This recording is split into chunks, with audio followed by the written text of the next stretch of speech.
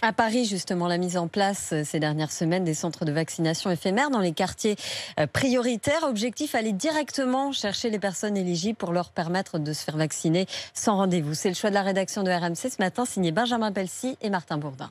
Monter les marches, les redescendre, frapper à toutes les portes d'immeubles. Bonjour madame, désolé de vous déranger, c'est par rapport au centre de vaccination qu'il y a juste en bas au bout de la rue. C'est le quotidien depuis quelques jours de Sébastien, un bénévole de la protection civile, pour inciter les habitants à se faire vacciner. Pas de rendez-vous, faut juste y aller, carte vitale, carte d'identité, il s'occupe de Et tout. puis voilà. Alicia, 64 ans, est convaincue. On m'avait dit, pas avant mi-mai, je vais y aller tout à l'heure. Sa voisine du dessous est un peu plus sceptique. Par rapport à certains effets secondaires. L'échange est plus long. C'est une réaction d'un pourcentage de la population sur tout type de vaccin. Des habitants réticents à se faire vacciner. Sébastien et Caroline, sa collègue de la protection civile, on croise quand même régulièrement. Ils n'ont pas l'information dans sa globalité, donc c'est bien de leur rappeler toutes les informations sur le vaccin qu'on a pu avoir.